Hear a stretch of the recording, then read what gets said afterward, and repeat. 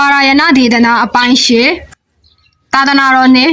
2554ခုနှစ်ကောဇာတက္ကရာ1382ခုနှစ်နရောလာဇန်9ရက်ခရစ်နှစ်2010ခုနှစ်ဒီဇင်ဘာလ15ရက်ရန်ကုန်တိုင်းဒေသကြီးမရန်ကုန်မြို့နယ်သာသနာရေးဝန်ကြီးဌာနသာသနာတော်ထွန်းကားပြန့်ပွားရေးဦးစီးဌာန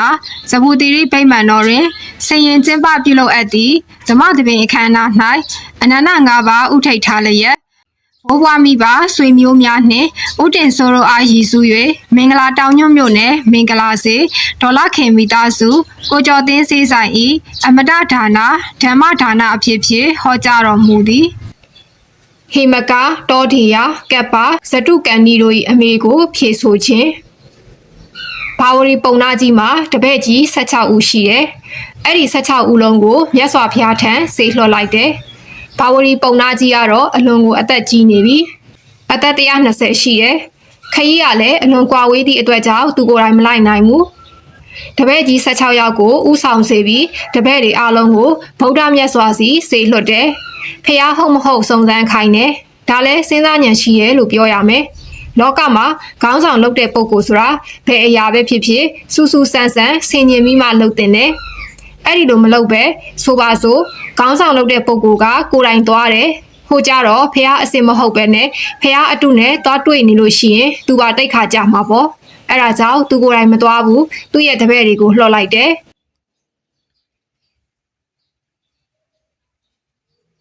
အဲ့ဒီအတိုင်းပဲမြမာယုပုံနာကြီးဆိုတာလေအသက်120ရှိပြီအဲ့ဒီခေတ်ကအင်မတန်ထင်ရှားတဲ့ပညာတတ်ပုံနာကြီးသူလည်းဂေါရမဖះအလွန်ကြော်ကြားတယ်ဖះအစစ်ဟုတ်မဟုတ်ဆိုတာကိုသူ့လက်ရင်းတပည့်ဥတ္တရလူလင်ကိုစေလွတ်ပြီးစုံစမ်းလေ့လာခိုင်းတယ်တခါပတေနဒီကောသလမင်းကြီးရဲ့အင်မတန်မှထင်ရှားတဲ့ပောက္ခရတာတိဆိုတဲ့ပုံနာကြီးကလည်းဒီအတိုင်းပဲ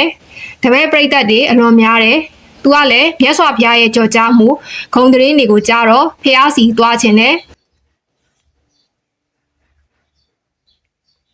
သွားခြင်းပြီမဲ့လို့ခုနကလိုကြော်တလောက်ဟုတ်ချင်မှဟုတ်တယ်ကြော်တလောက်မတော်လို့ရှိရင်ဒုက္ခရောက်နိုင်တယ်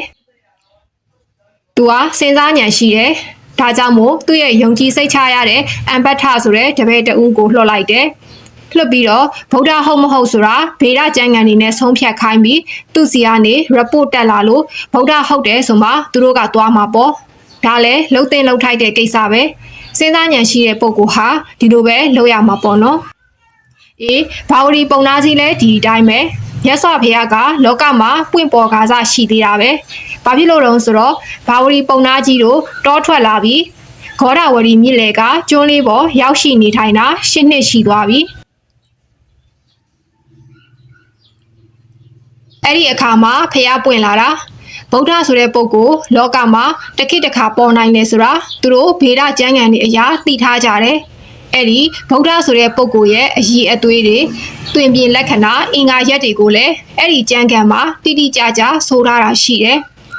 လောကကြီးမှာဗုဒ္ဓဆိုတာပေါ်လာမယ်ဆိုတဲ့ဗုဒ္ဓကောလာဟာလာဖြစ်ပေါ်လာတယ်လေကောလာဟာလာဆိုတာဟိုနားလေးကနေတယောက်ကပြောဒီနားလေးကနေတယောက်ကပြောနေအနာဂတ်မှာဖြစ်ပေါ်လာမယ့်အခြေအနေတစ်ခုကိုတိုးတိုးပြောရင်းကနေကျယ်ပြန့်လာတာကိုကောလာဟာလာလို့ခေါ်တာအခုခေတ်တော့ကောလာဟာလာဆိုတာမဟုတ်တဲ့င်းကိုသာကောလာဟာလာလို့ပြောတာတကယ်ကကောလာဟာလာဆိုတာဟုတ်တဲ့တဲ့င်းနေဖြစ်တယ်မဟုတ်တဲ့င်းကိုပြောတာမဟုတ်ဘူးဟိုနားကအုပ်အုပ်ကြက်ကြက်ဒီနားကအုပ်အုပ်ကြက်ကြက်နဲ့အတန်ပလန်နေဖြစ်ပေါ်လာတာအဲ့ဒီဖြစ်ပေါ်လာတာဟာတစုံတစ်ခုဖြစ်ပေါ်လာတော့မယ့်အခြေအနေတရက်ကိုကြိုတင်ပြီးလူလောကမှာသတင်းရောက်ရှိလာတဲ့သဘောပဲအဲ့ဒါကိုကောလာဟာလာလို့ခေါ်တာဗုဒ္ဓကောလာဟာလာဆိုတာဖះပွင့်လိုက်မယ်ဆိုတဲ့သတင်းဟာကဘာအနှံ့ပြန့်နေတယ်အဲ့ဒါကြောင့်မို့အခုဖះပွင့်ပြီးဖះပေါ်လာပြီလို့ဆိုတဲ့သတင်းကြားတဲ့အခါအလွန်စိတ်အားတက်စရာဖြစ်တယ်သို့တော်လည်းယုံကြည်စိတ်ချရတဲ့အနေအထားတော့မရှိသေးဘူးကိုယ်တိုင်မမြင်ရသေးလို့ရှိရင်အပြောနဲ့ဆိုတာစိတ်ချရတာမှမဟုတ်ပဲအဲ့ဒီတော့ကိုယ်တိုင်မမြင်ရသေးတဲ့အတွက်ကြောင့်စုံစမ်းရေးလွှတ်ရတယ်ဆိုတာဒါတဘာဝပဲပေါ့အဲ့ဒီလိုစုံစမ်းရေးလွှတ်လိုက်ရာကအခုတပည့်တွေမြတ်စွာဘုရားနဲ့တွေ့ဆုံပြီးတော့ကျေနပ်လောက်တဲ့အခါမှာသူတို့ရင်ထဲကမရှင်းလင်းတဲ့တန်တရားစကားတွေအမေးပု္ပ္ပာတွေကိုမေးလိုက်ကြတယ်တန်တရားလည်းရှင်းသွားရောသူတို့မှာတန်တရားတွေကင်းလို့အမြင်တွေရှင်းလို့စိတ်ရဲ့အညစ်အကြေးတွေကင်းပြီး ငကိုကလေးကအလွန်စင်ကြယ်တဲ့ပုံကိုယ်တွေဆိုတော့အသိဉာဏ်ကထက်ထက်မြက်မြက်ရှိကြတယ်သူတို့တဏ္ဍာမှာရှိတဲ့ကိလေသာအာတဝတွေဟာလုံးဝကုန်စင်ပြီးတာအားလုံး9ယောက်ရှိသွားပြီအခု10ယောက်မြောက်မေခွန်းမေးခွင့်ရတဲ့ပုံကိုယ်ကိုဟေမကလို့ခေါ်တယ်ဟေမက၏အမေကိုဖြေဆိုခြင်းအဲ့ဒီဟေမကဆိုတဲ့ယသိသူတော်စင်ဘရက်မင်ယသိကသူ့လက်ရောက်တဲ့အခါကျသူပြောတဲ့စကားအရာမေခွန်းမေးတဲ့သဘောတောင်မဟုတ်ဘူးမြတ်စွာဘုရားတရားကြိုတင်ပြီးတော့ကြားနာထားတော့သူကျေနပ်တဲ့သဘောရှိတယ်သူကဓာတ်ရိုက်မေခွန်းနေမမေးဘူးရေမေပုတ်ပေဝိယာကံတုဟုရန်ဂေါရမသာသနာမြတ်စွာဘုရားရဲ့သာသနာတော်မပွင့်ခင်ဖျားမပေါ်ခင်ယခင်ကအုပ်အုပ်ကြက်ကြက်အယူဝါဒတွေကိုထုတ်ဖော်ပြောဆိုနေကြတယ်ကောလာဟာလာစကားတွေတို့အယူဝါဒစကားတွေတို့ပြောကြတယ်ဘလို့ပြောကြတာတုံးဆိုတော့အိစာတိဣတိဘဝိတ္တိတဲ့ဒါတွေဒီလိုဖြစ်ခဲ့တယ်ဒါတွေဒီလိုဖြစ်လိမ့်မယ်လို့ကို့အထင်အမြင်အယူအဆတွေပြောနေကြတာဘာလို့ရင်ဘာဖြစ်မယ်စသည်ပေါ့ဆိုပါစို့အယူအဆတွေပြောတဲ့အထဲမှာကြည့်လေဒိဋ္ဌိဆရာကြီး6ယောက်ကလည်းသူတို့အယူအဆတွေပြောနေတာပဲပုရဏကတ္တပကဘာပြောတော့ဆိုလောကမှာကုသိုလ်အကုသိုလ်ဆိုတာမရှိဘူးတဲ့လုံးလို့ရတယ်ဆိုတာအပြောပဲတဲ့ကုသိုလ်အကုသိုလ်ရှိမှမရှိပဲဘာသွားလုံးမှလဲပေါ့အဲ့ဒါသူပြောခဲ့တာနော်မက္ခလိခောတာလာကလောကမှာလူရဲ့လုံလဝရိယဆိုတာဘာမှအသုံးမကျဘူးတဲ့အသိဉာဏ်ဆိုတာလည်းဘာမှအသုံးမကျဘူးကြိုးစားအားထုတ်မှုဆိုတာလည်းဘာမှအသုံးမကျဘူးတဲ့လူဆိုတာနောက်ဆုံးမှာမဟာကတ်၄တန်းပြည့်တဲ့အချိန်မှာအားလုံးဟာသွားကြမှာပဲဒီကြားထဲမှာတဏှာဝိတ်ကလွတ်ချင်တယ်လို့ကြိုးစားလဲပင်ပန်းတာပဲရှိမယ်မကြိုးစားပဲအိတ်နေလဲနောက်ဆုံးကဘာစေ့သွားရင်သူဟာသူလွတ်သွားကြမှာတဲ့ဟောဒါကလည်းမက္ခလိခောတာလာရဲ့တန်တာရတုတ်တိဆိုတဲ့ဝါဒဒီလိုဖြစ်မယ်ဒီလိုဖြစ်နိုင်တယ်ဆိုတာပြောနေကြတာပဲအဲ့ဒီလိုအယူအဆအမျိုးမျိုးထုတ်ဖော်ပြောကြပါတယ်တဲ့ဟေမကမြတ်စွာဘုရားမပွင့်ခင်သူ့ဆရာကြီးကိုယ်တိုင်ကလည်းဒီလိုပြောတာပဲဘာဝရီပုံနာကြီးကလည်းဒီလိုပြောတာပဲတပည့်တို့ဒီလိုကျင့်လို့ရှိရင်မင်းတို့ဗြဟ္မပြည်ရောက်မယ်ဗြဟ္မပြည်ရောက်ရင်အဲ့ဒီဗြဟ္မပြည်မှာမအိုမနာမသေးဘူးလို့သူကဒီလိုပြောတာအဲ့ဒီတော့ဒီလိုပြောထားတဲ့တရားနာပြီးအဟုတ်မှတ်နေကြတာပေါ့ဒါသူ့ဆရာကြီးအပါအဝင်ပဲဟေမကဖះကိုရှောက်တယ်အိစာတိဒီလိုဖြစ်ခဲ့ပြီးဣတိဘဝိတ္တိဒါမျိုးတွေဖြစ်လိမ့်မယ်လို့အဲ့ဒီလိုပြောခဲ့ကြတယ်တဲ့တပ္ပံတံဣတိဟိတိဟံအဲ့ဒီပြောသမျှစကားတွေအားလုံးဟာတဆင့်ကြားတွေနဲ့ပြောနေကြတာသူတို့ကိုယ်တိုင်သိတာမဟုတ်ဘူးအထင်တွေအမြင်တွေပြောနေကြတာတဲ့ဣတိဟဆိုတာဒီလိုဖြစ်ခဲ့ဘူးတဲ့ဒီလိုလုပ်ခဲ့ဘူးတဲ့တမိုင်းကဒီလိုရှိခဲ့ဘူးတဲ့လူရဲ့ကဘာဦးသမိုင်းကဘယ်လိုနဲ့စာပေကျမ်းဂန်မှာလာတာတွေကိုကြည့်ဘယ်ခေတ်တုန်းကဘာဖြစ်ခဲ့တယ်ဘယ်ခေတ်တုန်းကဘာလုပ်ခဲ့တယ်ဆိုတာတွေထောက်ထားပြီးတော့ဒီလိုဖြစ်ခဲ့တယ်ဆိုတော့တဆင့်ကြားတဲ့ hearsay တို့ tradition တို့ဒါတွေပဲပြောမှာပဲတဲ့အစဉ်အလာသင်ကြားလာတဲ့စာပေကျမ်းဂန်ကဟာတွေထုတ်ပြောမယ်သို့မဟုတ်စိတ်ကူးရတာတွေထုတ်ပြောမယ်ကြောင်းကျိုးဆင်ခြင်ပြီးတက်ကအနီးနဲ့ဆွေးနွေးတိုင်ပင်လို့ထွက်လာတဲ့အဖြစ်ဒါမျိုးတွေပြောမှာကိုကြိုက်တာနဲ့ကိုက်ညီတဲ့အဖြစ်ဒါတွေပဲပြောကြတယ်တဲ့ဘယ်သူမှငါကိုယ်တိုင်သိတာလို့မပြောနိုင်ဘူးငါကိုယ်တိုင်လက်တွေ့ကျင့်သုံးတာလို့ငါကိုယ်တိုင်လက်တွေ့ပဲလို့ပြောနိုင်တဲ့ပုံကိုတယောက်မှမရှိဘူးတဲ့သူ့ဆရာကြီးအပါဝင်အဲ့ဒီလိုမဖြစ်ဘူးတဲ့ပြောခဲ့တဲ့မြစကားတွေဟာအကုန်လုံးဣတိဟာဒီလိုတဲ့ဆိုတာတွေကြီးပဲသဆင့်ကြားစကားပြောရင်ဒီလိုတဲ့ဟဲ့ဘာဖြစ်တဲ့ကိုမသိရင်တဲ့ဆိုတာလေးနဲ့လာတာလေသူလည်းမြင်တာမဟုတ်ဘူးတဲ့နဲ့ပဲလုပ်ခဲ့တာအဲ့ဒီတဲ့သမားကိုလိုက်ပြီးဘယ်ကလာတဲ့တဲ့လဲလို့လိုက်မေးလို့ရှိရင်ဗမားမှရှာမတွေ့တော့ဘူးအကုန်လုံးပျောက်ချက်သားကောင်းသွားတယ်နော်ဘာနဲ့ဥပမာတူတုံးဆိုရင်950ထဲမှာပါတယ်မြေပြိုလို့ထွက်ပြေးတဲ့ယုံလိုပဲယုံကသူ့ဟာသူမျက်စားပြီးအေးအေးဆေးဆေးမအိပ်ဘူးသူကတွေးတာလေခုချိန်များငါအိတ်နေတဲ့မြေများပြိုသွားရင်ငါဘယ်နဲ့လုံမလဲဆိုတော့ဒီတွေးလေးဝင်နေတဲ့အချိန်မှာမေးကနေလဲပျော်ရောအပေါ်ကနေအုံးရှိပင်ကအုံးရှိသည့်အမဲ့ကနေကြွေကြလိုက်တာသူ့ခြုံပေါ်မှာအတန်မီလောက်တဲ့ထိုင်းရွက်တို့ဘာလို့လိုဟာမျိုးရှိနေတော့အဲ့ဒီပေါ်ဖြုံးကနေကြလိုက်တဲ့အခါမှာဟာငါထင်တဲ့အတိုင်းဟုတ်နေပြီပြိုပြီးဟဲ့ဆိုပြီးတော့ထပြေးတာလေထပြေးတော့သူပြေးတာမြင်တော့ဘာလို့ပြေးတာတုံးဆိုမြေပြိုလို့ဆိုတော့ကျန်တဲ့အကောင်တွေကလည်းမြေပြိုတဲ့ဆိုပြီးပြေးကြတာပဲဘယ်သူမှမစင်စားဘူးအကုန်ပြေး တော်ရဲရှိတဲ့တိရစ္ဆာန်တွေဟာအကုန်ပြေးကုန်ကြတယ်အဲ့ဒီထဲမှာဘဝကစူးစမ်းဆင်ခြင်မှုအလေးအကျင့်ရခဲ့တဲ့ဖရာအလောင်းဆိုတာကတော့အရာရာမှာစဉ်းစားတတ်တဲ့အသိဉာဏ်ရှိတယ်တိရစ္ဆာန်ဖြစ်လဲသူကစဉ်းစားတတ်တယ်အဲ့ဒါကြောင့်မို့နော်အလေးအကျင့်ဆိုတာလှုပ်ထားရတယ်ဒီဘဝမှာလည်းအရန်ယုံလို့ရှိရင်အုံနောက်ကအရန်ယုံအုံနောက်ကြီးဖြစ်မှာပဲနောက်ဘဝမှာလည်းအရန်ယုံအုံနောက်ကြီးဖြစ်မှာပဲအလေးကျင့်လုပ်ပြီးတော့စူးစမ်းတတ်တဲ့အလေးထားလေးကိုအခုအချိန်မှာလေ့ကျင့်ပေးဖို့လိုတယ်အရာရာမှာစူးစမ်းတတ်တယ်လေ့လာတတ်တယ်အရန်ကာရောလက်ခံတာမျိုးမဟုတ်ဘူးဆိုတဲ့ဟာမျိုးရှိဖို့လိုအပ်တယ်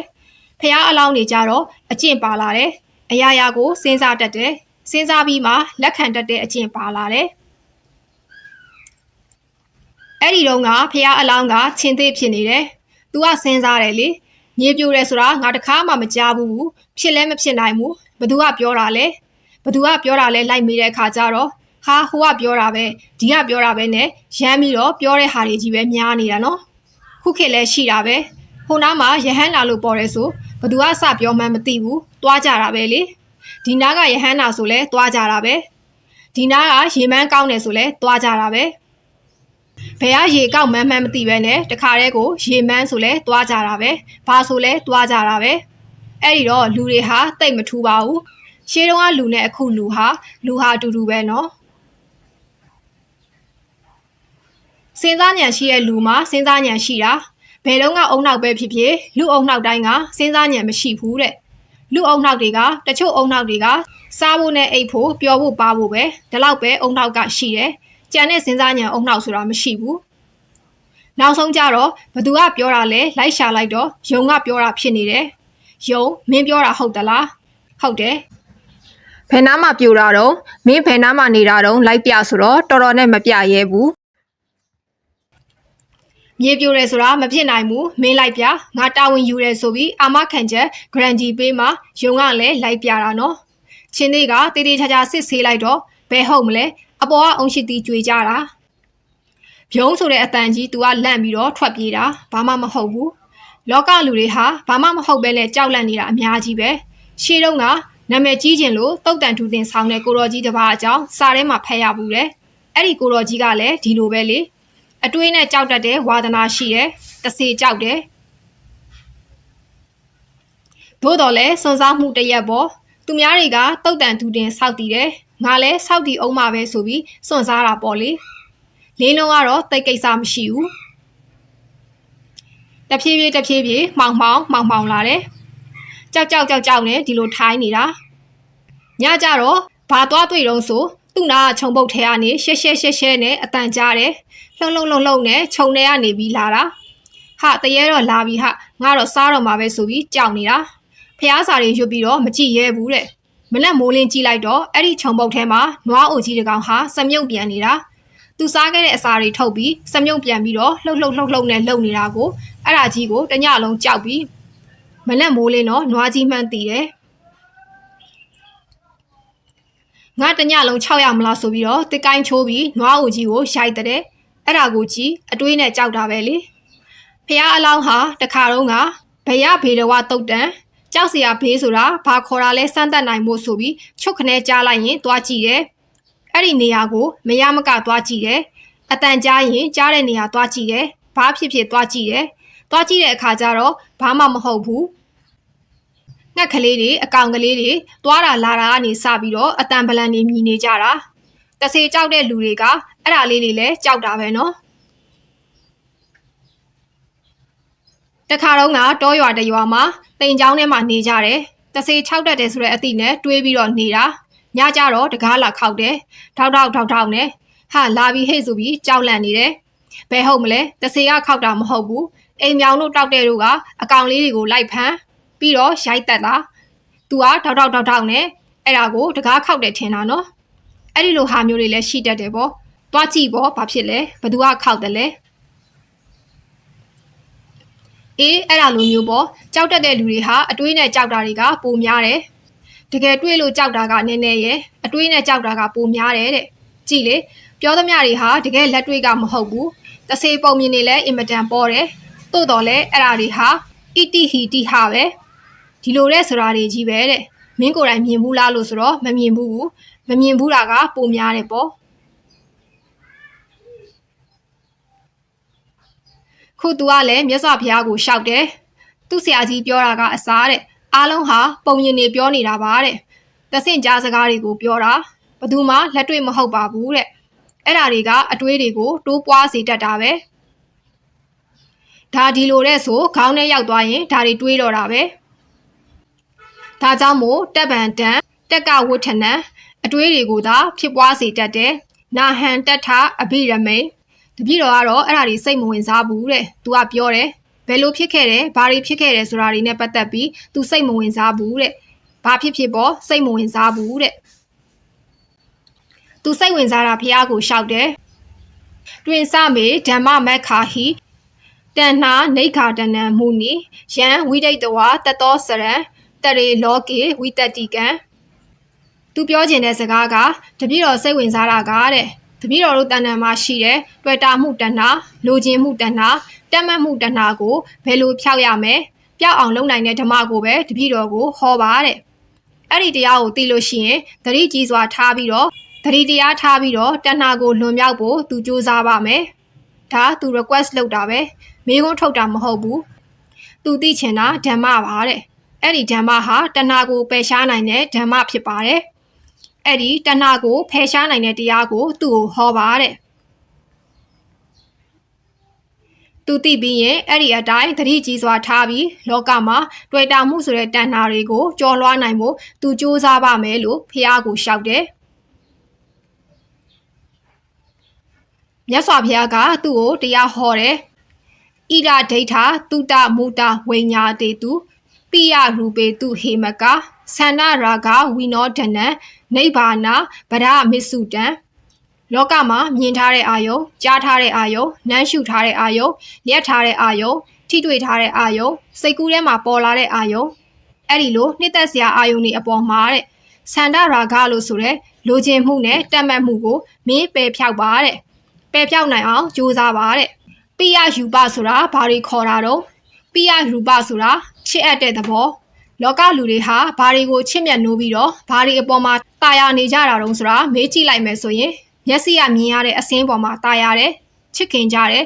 နားကကြားရတဲ့အတန်ပေါ်မှာတာယာကြတယ်ချစ်ခင်ကြတယ်ချစ်ခင်နေတဲ့စရာအာယုံတွေဆိုလို့ရှိရင်မျက်စိကမြင်ရတာတို့နားကကြားရတာတို့နှာခေါင်းကနမ်းရှူရတာတို့ရှာကအရသာတွေးထိရတာတို့ခန္ဓာကိုယ်ကတွေးထိရတာတို့စိတ်ကူးထဲမှာပေါ်လာတာတို့ဆိုတဲ့ကြိုက်နေတဲ့စရာအာယုံတွေနဲ့ပတ်သက်လာရင်လူတွေကလိုချင်တဲ့တတ်မှတ်တဲ့ဆိုတဲ့ဆန္ဒရာကပေါ်လာတယ်မျက်စိနဲ့မြင်ရတဲ့အာယုံကိုတတ်မှတ်တယ်လို့ပဲမျက်စိကိုလည်းတတ်မှတ်ပြန်တယ်မျက်စိကိုတတ်မှတ်တယ်နားကိုတတ်မှတ်တယ်နှာခေါင်းရှားကိုယ်စိတ်ကိုတတ်မှတ်တယ်တတ်မှတ်စရာအာယုံမှန်သမျှကိုတတ်မှတ်တယ်ဒါရင်လားဆိုတော့မကဘူးမျက်စိနဲ့အဆင်းအာယုံဆုံလိုက်လို့မြင်ပြီးသိတဲ့အသိစိတ်ကလေးကိုလည်းတတ်မှတ်ပြန်လာပဲတွေ့တာတယ်ငါဟာလို့သိမ့်ပိုက်ပြန်တယ်အေးမြင်သိစိတ်ကလေးနဲ့ဆက်သွယ်ပြီးဖြစ်ပေါ်လာတယ်ဖတ်တာလို့ခေါ်တဲ့အာယုံနဲ့ဆက်သွယ်ပေးတဲ့သဘောကိုလည်းတတ်မှတ်တယ်ဆက်သွယ်ပြီးတဲ့နောက်မှာနှိမ့်သက်စရာအာယုံဆိုရင်စိတ်ထဲမှာဝမ်းသာသွားတယ်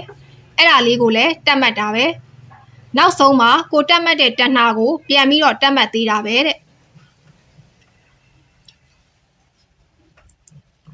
ကိုယ့်ရဲ့တွေ့တာမှုကိုပြန်ပြီးနောက်ထပ်တွေ့တာမှုကလိုက်လာသေးတာပဲနှစ်သက်စရာအာယုံပေါ်မှာတွေ့တာတဲ့တဏှာကိုနောက်ထပ်တဏှာကထပ်ပိုးတယ်ဒါကြောင့်မို့တဏှာဟာထပ်ပြီးပိုးသည့်အတွက်ကြောင့်တဏှာသည်ကြီးထွားသည့်ထက်ကြီးထွားပြီးနောက်ဆုံးမှာဥပါဒံအဆင့်ရောက်သွားတာပေါ့အဲ့ဒီလိုနှစ်သက်စရာအာယုံနဲ့ပတ်သက်ပြီးမြင်အပ်တဲ့အာယုံကြားအပ်တဲ့အာယုံထိတွေ့အပ်တဲ့အာယုံသိအပ်တဲ့အာယုံအဲ့ဒီနှစ်သက်စရာအာယုံတွေအပေါ်မှာဆန္ဒဆိုတဲ့လိုချင်မှုနဲ့ရာဂဆိုတဲ့တွေ့တာမှုတွေကိုပယ်ဖြောက်တဲ့ပယ်ဖြောက်နိုင်အောင်ကျင့်ရမယ်အဲ့ဒီကျင့်နိုင်တဲ့အကျင့်ဟာဘယ်တော့မှမပြောင်းလဲတဲ့ထာဝရခိုင်မြဲတဲ့နိဗ္ဗာန်ရောက်ကြောင်းတရားပဲလို့အဲ့ဒါတွေအာယုန်တွေပေါ်မှာတွေ့တာမှုဆန္ဒရာဂကိုဖယ်ရှားနိုင်လို့ရှိရင်နိဗ္ဗာန်ဆိုတာရမှာပဲတဲ့ဧတဒိညာယရေတတ္တာဒိဋ္ဌဓမ္မဘိနိဗ္ဗုတာဥပတန္တာစာတေတ္တာတိဏ္ဍလောကေဝိတ္တိကံတဲ့ မြတ်စွာဘုရားကနိဗ္ဗာန်သဘောကိုသိရှိနားလည်ပြီးလို့ရှိရင်နိဗ္ဗာန်ရောက်ကြောင်းတရားကိုသတိကြီးစွာထားပြီးမမြဲတဲ့သဘောဆင်းရဲတဲ့သဘောကိုမပိုင်တဲ့သဘောအတိညာဖြင့်သိရမယ်ဝိပဿနာဉာဏ်နဲ့ကျင့်ရမှာကျင့်မုံကျင့်ကြီးကတော့ဒီလမ်းအတိုင်းကြီးပဲအကုန်လုံးသတိကြီးစွာထားပြီးတော့ကျင့်ကြံကြိုးကိုအားထုတ်လို့ရှိရင်အခုအားထုတ်တဲ့ဘဝမှာပဲရာဂအပူတွေလည်းငြိမ်းသွားမယ်ဒေါသအပူတွေလည်းငြိမ်းသွားမယ်မောဟအပူတွေလည်းငြိမ်းသွားမယ်ကိလေသာအပူမီးတွေအားလုံးဟာငြိမ်းသွားပြီးတော့တကယ်ကိုငြိမ်းချမ်းတဲ့ပုံကိုဖြစ်သွားမယ်တကယ်ငြိမ်းချမ်းတယ်ဆိုတာစိတ်ငြိမ်းချမ်းမှာတကယ်ငြိမ်းချမ်းတာအပြင်ငြိမ်းတာကတော့ချမ်းသာနဲ့အဝေးဝေးရမှာပဲရှိတယ်နော်စိတ်နှလုံးကိုငြိမ်းချမ်းသွားမှာတကယ်အေးချမ်းမှုလို့ခေါ်တယ်တဲ့တခါတော့ကဟတ်ထကဆိုတဲ့မင်းသားဟာနနက်စောစောလမ်းလျှောက်ထွက်လေရှိတယ်။ဆောင်းရာသီကြီးအင်မတန်အေးတဲ့အချိန်လမ်းလျှောက်ထွက်ရင်းနဲ့မြတ်စွာဘုရားနဲ့တွေ့တယ်။မြတ်စွာဘုရားကအဲ့ဒီအချိန်မှာအရွက်ကျိုးကျိုးကျဲတဲ့ရှိတဲ့တစ်ပင်အောင်ပတ်ဝန်းကျင်မြေတွေကလည်းနွားတွေဖြတ်တန်းသွားလာလို့နွားခွာရာတွေနဲ့ကြမ်းတမ်းနေတဲ့မြေတွေပေါ့။မြေကမာပြီးပျော့တော့ကနွားကနင်းထားတယ်ဆိုတော့စူးတွေလိုပဲချွန်းနေတာ။ဖက်နှက်မပါပဲသွားမယ်ဆိုရင်မလွယ်တဲ့နေရာပေါ့နော်။အဲ့ဒီနေရာမှာမြတ်စွာဘုရားကတစ်ပင်အောင်မှာတပါးတည်းထိုင်နေတယ်အေးလဲအင်မတန်မှအေးတယ်မနဲ့အစောကြီးတွေ့တော့သူကအံ့ဩပြီးအရှင်ဘုရားဒီလောက်အေးတဲ့ရာသီကြီးမှာတစ်ပင်အောင်ထိုင်နေတယ်အရှင်ဘုရားညကဒီမှာကျိန်းသလားလို့အေးငါညကဒီမှာပဲနေတယ်အရှင်ဘုရားချမ်းချမ်းသာသာရောနေရရဲ့လားဟာလောကမှာချမ်းသာတဲ့အထဲမှာငါဟာတူပါဝင်မောငါလောက်ချမ်းသာတဲ့သူပဲရှိမလဲအရှင်ဖေဟာယာတီဥရုကလည်းတိတ်အေးတာပတ်ဝန်းကျင်မြေတွေကလည်းအင်မတန်ကျန်းတယ်လေကလည်းတိုက်နေတယ်အရှင်ဖေဟာမေးတော့လေငါဟာအချမ်းသာဆုံးလို့ပြောတယ်ဘလို့နားလည်ရမလို့ဆိုတော့မြတ်စွာဘုရားကအမိန့်ရှိတယ်အေးတထေးသားတယောက်ဟာတိုက်နေအိမ်နဲ့အင်မတန်မှစိန်ကြတဲ့ဆိုဖာကြီးတွေအိပ်ယာကြီးတွေနဲ့အိပ်နေပါပြီတဲ့ညလုံးပေါင်းမိတွေလည်းထွန်းထားတယ်ပြုစုရမယ့်ပုံကိုယ်တွေလည်းအနားနာမှာရှိတယ်တဲ့အဲ့ဒီပုံကိုအေးချမ်းတယ်လို့မင်းထင်သလားတဲ့ချမ်းချမ်းသာသာအေးရမယ်လို့မင်းယူဆသလားဆိုတော့ယူဆပါတယ်တဲ့အဲ့ဒါ तू ဟာချမ်းချမ်းသာသာအေးရတဲ့ပုံကိုတယောက်လို့ယူဆတယ်တဲ့အေးကောင်းပြီသူ့မှာရာဂဆိုတဲ့အပူတွေဒေါသဆိုတဲ့အပူတွေမောဟဆိုတဲ့အပူတွေမာမာနဆိုတဲ့အပူတွေစိတ်ထဲမှာအလိုမကျဖြစ်တာတွေသူ့တဏ္ဍာမှာမရှိဘူးလားရှိပါတယ်ဖေဟာ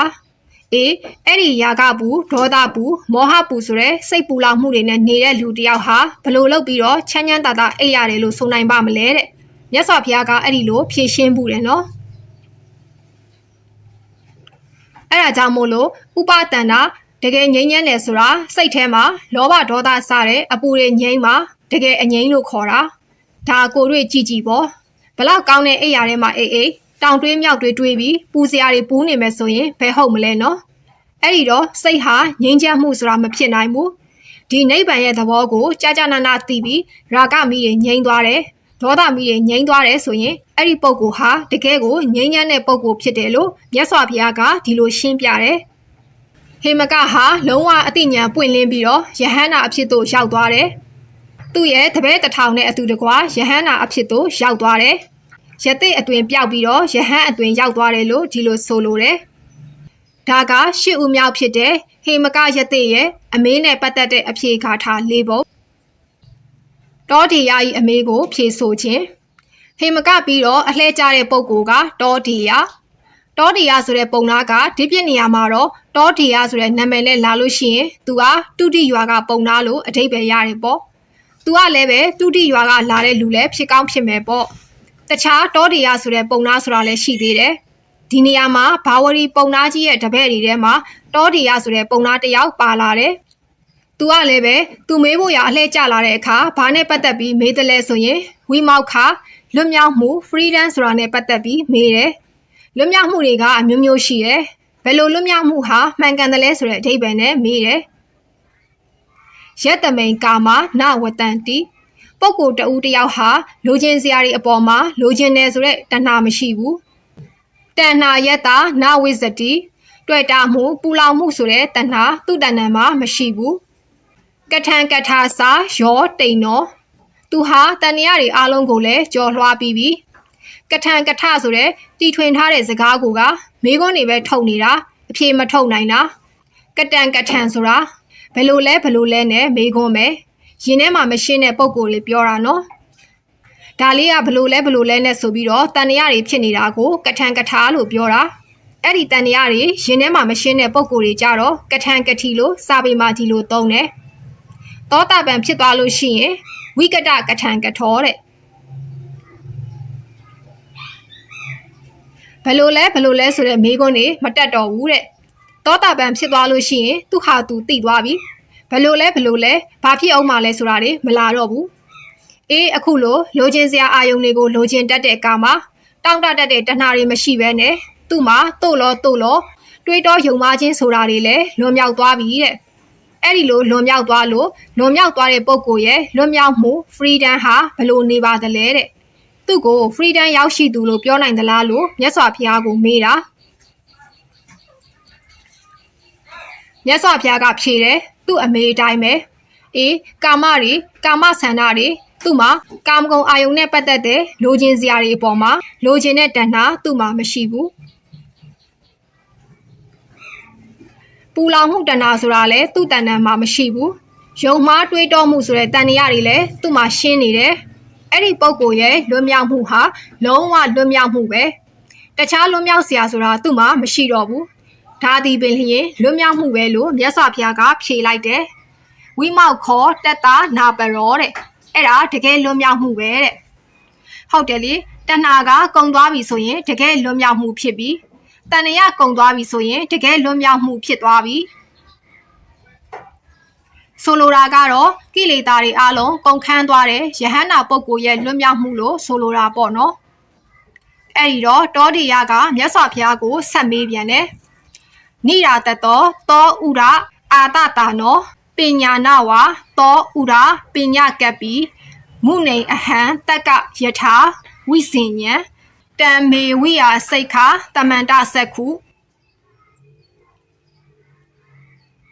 အရာခတ်သိမ်းကိုမြင်နိုင်တဲ့အရှင်ဘုရားကိုရှောက်ထားပြရစေသူ့ကိုဖြည့်ရှင်းပေးပါအောင်တဲ့အဲ့ဒီလွတ်မြောက်သွားတဲ့ပုဂ္ဂိုလ်ဟာတွေ့တာမှုမရှိပေမဲ့လို့သူ့မှာတောင်းတမှုလေးတော့ရှိသေးသလားတဲ့သူမေးတာတွေ့တာနဲ့တောင်းတတာကိုနော်သူဟာတွေ့တာမှုဆိုတဲ့တဏှာတော့သူ့မှာမရှိတော့ဘူးသို့တော့သူဟာဖြစ်ချင်တာလေးတွေတော့တောင်းတမှုတွေရှိသလားဘာဖြစ်ချင်တဲ့ညာဖြစ်ချင်တဲ့ဆိုတာပေါ့တဏှာဆိုတဲ့တွေ့တာမှုမရှိပေမဲ့ဖြစ်ချင်တာလေးတော့သူ့မှာရှိသေးသလားတဲ့သူဟာတကယ်ကိုခွဲခြားသိတတ်တဲ့ပညာရှိတယ်အဲ့ဒီလိုပညာရှိတဲ့ပုဂ္ဂိုလ်လားသို့မဟုတ်သူလက်တွေ့ကျင့်သုံးထားတဲ့ဇန်အဘိညာဉ်နဲ့စိတ်ကူးထဲမှာပေါ်လာတာကိုပြောတာလားသို့မဟုတ်တမာပတ်ဝင်စားလို့သိလာတဲ့အသိနဲ့ပြောတာလားကပ္ပလို့ဆိုတဲ့နေရာမှာနှစ်ခုရှိတယ်တဏှာကပ္ပဒိဋ္ဌိကပ္ပလို့တဏှာနဲ့အတွေ့ဒိဋ္ဌိအတွေ့ကိုသိထားတဲ့အသိကိုအခြေခံပြီးတော့တဏှာအတွေ့လည်းတွေးတတ်သေးတယ်နော်ဒိဋ္ဌိအတွေ့ကလည်းတွေးတတ်သေးတယ်အစင်းမြင့်တဲ့မိစ္ဆာဝါဒတွေကဇံရတဲ့ပုံကိုယ်တွေမှာဖြစ်တတ်တယ်ပေါ့တာမန်ပုံကိုယ်တွေမှာအဲ့ဒီအတွေ့မရှိဘူးဇံရတဲ့ပုံကိုယ်တွေမှာသွားပြီးဖြစ်တတ်တယ်ဒါကြောင့်မို့ဗြဟ္မဇာလတုတ်ကိုဖတ်ကြည့်မယ်ဆိုရင်အတ္တဟာမြဲတယ်အတ္တဟာတချို့မြဲတယ်တချို့မမြဲဘူးဆိုတော့ဒီလိုဟောကိန်းထုတ်ပြီးတော့မိစ္ဆာအယူဝါဒကိုယူသွားတဲ့ပုံကိုယ်ကတာမန်ပုံကိုယ်မဟုတ်ဘူးဇံရထားတဲ့ပုံကိုယ်တွေပဲဥပမာတစ်ခုပြောပြမယ်ကဘာကြီးပြက်စီးသွားပြီးတော့ပြန်လဲတီလာတဲ့အခါမှာတက်တန်းစေ့တဲ့ဗြဟ္မတဦးဟာပထမဇန်ဗြဟ္မဘုံကိုသူကအရင်ဆုံးရောက်လာတယ်ဖုံးကိုလည်းကြီးတယ်စွမ်းရည်တက်တိလည်းရှိတယ်သူတဦးလည်းရောက်လာတယ်နေပေါင်းများစွာကဘာပေါင်းများစွာကြာအောင်နေတယ်လူနက်တတ္တဝါတွေရဲ့ဇယိုက်ဟာတယောက်တည်းဆိုရင်ပြင်းတယ်ဒါဟုတ်တယ်နော်တယောက်တည်းဆိုရင်ပြင်းတယ်ကိုဟာကိုလည်းမေးကြည့်ပေါ့တယောက်တည်းနေရင်ပြင်းသလားလို့တယောက်တည်းနေခြင်းတဲ့အခါတော့ရှိတယ်ဒါပေမဲ့အတွေးလေးနဲ့နေတာနော်ဒါတောင်တယောက်တည်းမဟုတ်ဘူးသူကြိုက်တဲ့အတွေးလေးနဲ့နေတာနိုင်ငံသားတွေမှာဆိုရင်ပြောတတ်တယ်လေ leave me alone ငါတယောက်တည်းနေပြရစေကြာတော့ဘာဖြစ်လာတော့ဆိုရင် lonely ဖြစ်လာတယ် depression တွေဖြစ်လာတယ်စိတ်ဓာတ်တွေကျလာတယ်တယောက်တည်းနေတော့ကြောင်6ချားတွေဖြစ်လာတယ်ဟိုဖုံးဆက်ဒီဖုံးဆက်တွေလောက်လာတယ်ဖုံးမရှိရင်တော့ဆက်စရာမရှိဘူးပေါ့နော်အဲ့ဒီလို leave me alone လို့អော်တဲ့သူကလည်းနောက်ကြတော့ lonely ဖြစ်လာတယ်အဲ့ဒါလိုပဲဒီမြမကြီးကလည်း lonely ဖြစ်လာတယ်တယောက်တည်းနေရတာမပြောသလိုစိတ်แท้ဖြစ်လာတယ်နောက်တစ်ယောက်ရောက်လာရင်ကောင်းပါပဲလို့သူ့စိတ်แท้တွေးမိတဲ့ အဲ့ဒီလိုလဲတွေးမိလိုက်ရောထန်းသီးကြွေခိုင်ကြီးပြန်ခိုင်သို့မဟုတ်ထန်းသီးကြွေခိုင်ကြီးနင်းခိုင်မြန်မာစကားမှာအဲ့ဒီလိုသုံးတယ်ပါဠိလိုကာကတာလီယာလို့ခေါ်တယ်ကာကဆိုတာကြီးတာလဆိုတာထန်းသီးအဲ့ဒါနဲ့ဆက်ပြီးတော့ပြောကြတာအများကထန်းသီးကြွေခိုင်ကြီးနင်းခိုင်လို့သုံးတယ်အဲ့ဒီအဓိပ္ပာယ်ကဘာတော့ဆိုရင်ထန်းသီးကကြွေကြီးကနင်းလိုက်ဒီလိုကြီးကနားလိုက်တာနဲ့ထန်းသီးကကြွေသွားတာဆုံမိသွားတယ်ဒီအဓိပ္ပာယ်ကိုပြောတာတကယ်မူရင်းကအဲ့ဒီအဓိပ္ပာယ်မဟုတ်ဘူးထန်းသီးကြွေခိုင်ကြီးပြန်ခိုင်တဲ့ကြီးကထန်းသီးအောက်ဖြတ်အပြန်အပေါ်ကထန်းသီးကြွေကြလို့ကြီးသေးတာကိုပြောတာတဲ့ accident ကိုပြောတာအဲ့ဒါကာကတာလီယာလို့ခေါ်တယ်ထန်းသီးကြွေခိုင်ကြီးပြန်ခိုင်ဒီလိုသုံးမှမှန်တယ်ပေါ့ထန်းသီးကြွေခိုင်ကြီးနင်းခိုင်ဆိုတာမူရင်းမဟုတ်ဘူးအဲ့ဒါလိုပဲသူကမတော်တဆပေါ့မတော်တဆဆုံသွားတဲ့အဓိပ္ပာယ်မျိုးကိုပြောတာ accidental ပေါ့သူကအဲ့ဒီလိုတွေးတဲ့အချိန်မှာမြမတယောက်ကဘွားကနေဆိုမြမပြည်ရောက်လာတယ်သူ့ဆန္ဒအတိုင်းဖြစ်လာတော့သူကဘယ်လိုတွေးလဲဆိုတော့ဟာငါတွေးတဲ့အတိုင်းရောက်လာတာပဲခုခေတ်လူတွေလည်းရှိတာပဲတခုခုလုံးလို့တခုခုအောင်မြင်သွားရင်ဒါကြောင့်ဖြစ်တာလို့ထင်တာပဲအမှန်ကတော့တခြားအကြောင်းတွေလည်းရှိနိုင်သေးတယ်ပေါ့တခါတလေတိုက်ဆိုင်သွားတာလေးတွေပေါ့ရမ်းပြောလိုက်တဲ့နံပါတ်ကလေးပြောလိုက်တာထီပေါက်သွားတာဟာနှလုံးထီနံပါတ်လေးပေးတာမှန်လဲဆိုပြီးလာကြတာနော်အဲ့ဒီလိုတိုက်ဆိုင်မှုဆိုတာဖြစ်တတ်ပါတယ်မြမကြီးကလည်းဒီလိုတိုက်ဆိုင်မှုဖြစ်သွားတော့သူ့စိတ်ထဲမှာဘလို့ပေါ်သွားတော့ဆိုတော့ငါတွေးလိုက်တဲ့အချိန်ရောက်လာတာဒါငါဖန်ဆင်းတာပဲလို့ဖန်ဆင်းတဲ့ဝါဒသူ့စိတ်ထဲရောက်သွားတယ်နောက်မှမွေးလာတဲ့မြမကလည်းဟာငါမမွေးခင်ဒီမြမကြီးရှိနေပါလားကိုယ့်ထက်အရင်ရောက်တဲ့သူကိုသူကလည်းလေးစားတာပေါ့လေသူ့ထက်နှစ်ပေါင်းများစွာစောကြီးကရောက်နေတဲ့မြမကြီးကိုလေးစားပြီးသူကငါ့ကိုဖန်ဆင်းလို့သူကငါ့ကိုခေါ်လို့ငါရောက်လာတာနေမှာလို့အတွေးလေးနဲ့သူကလည်းယုံကြည်တယ်လေဟိုကလည်းငါဖန်ဆင်းတယ်လို့ထင်တယ်နောက်မှဖြစ်တဲ့မြမကလည်းသူဖန်ဆင်းလို့ငါဖြစ်ရတာလို့စိတ်ထဲမှာထင်သွားတယ်သူကံအားလျော်စွာတသက်မစိတ်ခင်တည်သွားပြီးတော့လူပြည်သွားဖြစ်ပြန်တယ်လူပြည်ရောက်တဲ့အခါကျတော့သူကတောထွက်ပြီးတော့တမထကျင့်စဉ်တစ်ခုကျင့်တယ်ပုပ်ပိနိဝါဒတို့ဒိဗ္ဗစက္ခုတို့ဆိုတဲ့အဘိညာဉ်တွေရတယ်သူဘယ်ဘဝကလာတာဆိုတာကိုပြန်ပြီးအောက်မေ့နိုင်တယ်ပုပ်ပိနိဝါဒနှုတ်တတိအဘိညာဉ်ကိုရတယ်မြမပြည်မှာသူနဲ့တွေ့ခဲ့တဲ့မြမကြီးကဟိုမှာအခန့်သားရှိနေတော့သူကနောက်မှမွေးပြီးအရင်သေးလာတာနော်သူ့ကိုဖန်ဆင်းတယ်လို့သူယူဆတဲ့မြမကဟိုမှာရှိတော့သူ့ထက်အသက်ရှည်တယ်ဒီတော့သူ့အတွေးထဲမှာဘာဝင်လာတော့ဆိုတော့မြမကြီးကနှိမ့်စထာဝရငါတို့ကတော့နှိမ့်စထာဝရမဟုတ်ဘူးဆိုပြီးတော့မြမကြီးကိုနှိမ့်စလို့တတဆိုတဲ့မြဲတယ်ဆိုတဲ့အယူဝါဒတစ်ခုကိုလှည့်ပြောတော့တာပဲမြမကြီးကတက်တန်းကိုဘလောက်ကြာအောင်နေမှန်းမသိဘူးသူကမသေးဘူးငါတို့ကသေလာတယ်ငါတို့ကအတတမမြဲဘူးမြမကြီးကမြဲတယ်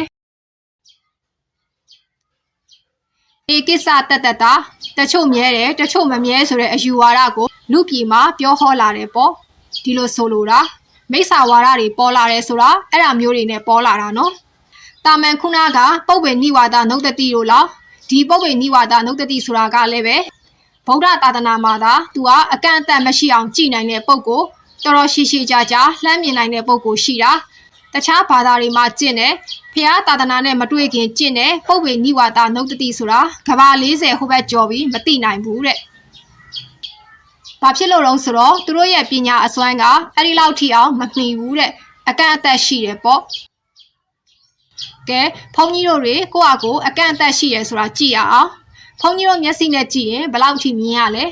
လူသားတွေမျက်စိနဲ့ကြည့်မယ်ဆိုရင်အကန့်အသတ်ရှိတယ်မဟုတ်လားဘယ်နေရာလှမ်းကြည့်ကြည့်မိုးကုတ်ဆက်ဝိုင်းကြီးပဲမြင်နေတာမဟုတ်လားဟိုဘက်ကိုကြည့်လို့ရရဲ့လားမရဘူးအဲ့ဒါကန့်သက်ထားတာခေါ်တယ်သို့တော့အဲ့ဒီနေရာသွားကြည့်မိုးကုတ်ဆက်ဝိုင်းမဟုတ်ဘူးအဲ့ဒါအနန္တအာကာသကြီးပဲကိုမြင်တာခုံခုံကြီးဒဲအိုးကြီးမှောက်ထားသလိုမြင်နေရတယ်တကယ်ကတော့အဲ့ဒါအဆုံးမဟုတ်ဘူးသို့တော့ကိုမြင်နေတာအဆုံးခုံခုံကြီးပဲမြင်နေရတယ်ဒါမျက်စိရဲ့အကန့်အသတ်ကဒီလောက်ပဲရှိတယ်အဲ့ဒါလိုပဲပုပ်ပင်နိဝါဒနှုတ်တတိဉာဏ်ဆိုတာသူတို့မှလည်းအကန့်အသတ်ရှိတယ်ဘဝပေါင်းဘလောက်ပဲမြင်နိုင်တယ်ဆိုတာဘာဖြစ်လို့လဲဆိုတော့နာမရူပပရိစ္ဆေဒဉာဏ်မရှိလို့သူတို့ရဲ့အသိဉာဏ်ကအားပြော့တယ်လို့ဒီလိုဆိုလိုတာမြတ်စွာဘုရားရဲ့ပုပ္ပေနိဝါဒနှုတ်တတိဉာဏ်ကတော့အကန့်အသတ်မရှိဘူးအကန့်အသတ်မရှိုံနဲ့မကဘူး စုတိပရိတန်တွေခေါင်းစည်းနဲ့ကြည်စရာမလိုဘူးရဟန္တာပုဂ္ဂိုလ်တွေကြတော့စုတိပရိတန်တွေဆိုတဲ့သေတဲ့စိတ်နဲ့မွေးတဲ့စိတ်ဒီနှစ်ခုပေါ်မှာရှောက်ပြီးကြည်ရတာတဲ့သူကပရိတန်တွေမြင်လို့ရှိရင်စုတိမြင်တယ်စုတိမြင်ရင်ဟိုဘက်ကပရိတန်တွေမြင်တယ်အဲ့ဒီလိုနီးနဲ့ကြည်တာတဲ့စုတိပရိတန်တွေဆိုတဲ့ခေါင်းကလေးတွေဥတီထားပြီးတော့အဲ့ဒီပေါ်ကရှောက်ပြီးတော့ကြည်ရတာတဲ့ယဟန္တာပုဂ္ဂိုလ်တွေလည်းပဲအဲ့ဒီလိုပဲကြည်နိုင်တယ်တဲ့မြတ်စွာဘုရားကတော့အဲ့ဒီလိုမဟုတ်ဘူးကြည်ကျင်တဲ့နေရာမှာကဘာပေါင်းဘလောက်ဖြစ်ဖြစ်ကြော်ပြီးတော့ကြည်လို့ရတယ်ဖြတ်ခနဲ့ခုံကြော်ပြီးတော့ကြည်လို့ရတယ်စွမ်းရည်တတိချင်းမတူဘူးလို့ဆိုလိုတာပုပ်ပေနိဝါဒချင်းတူပေမဲ့စွမ်းရည်တတိမတူဘူးတချို့ယဟန္တာတွေမှာတော်တော်ထက်ထက်မြက်မြက်မဟာဗိညာပတ္တဆိုတဲ့အရေးချင်းရှိတဲ့ယဟန္တာတွေကြတော့မြင်ရတယ်သို့တော့တစ်ခါမိစ္ဆာအယူဝါဒတစ်ခုပေါ်လာတာရှိသေးတယ်ကိုဘဝကိုနောက်ကျောင်းပြန်ကြည့်လိုက်တဲ့အခါမှာခုနကစုတိပရိတန်တွေစိတ်ကလေးတွေနဲ့ဥတီပြီးသွားတဲ့အခါစိတ်အစဉ်ပြတ်တောက်သွားတဲ့နေရာကိုသွားတွေ့တယ်ဟိုဘက်ကိုသူကြည့်လို့မရတော့ဘူးမရတော့ဘလို့အယူဆဖြစ်တုံးဆိုတော့ငါဘဝအဲ့ဒီကမှစခဲ့တာဒီအရင်ကငါမရှိသေးဘူးဆိုတဲ့အတွေးဝင်လာတယ်မြတ်စွာဘုရားဆုံးမကိုနာမိတယ်သိတဲ့ပုဂ္ဂိုလ်ကြလို့ရှိရင်အဲ့ဒီပြတ်တောက်သွားတဲ့အချိန်လေးဟာဒါအတိညတ်သက်ဘုံမှာဖြစ်တယ်ဆိုတာကိုသဘောပေါက်တယ်အဲ့ဒါကိုကြော်လိုက်လို့ရှိရင်ဟိုဘက်စုတိပရိတန်တွေကိုသွားတွေ့နိုင်သေးတယ်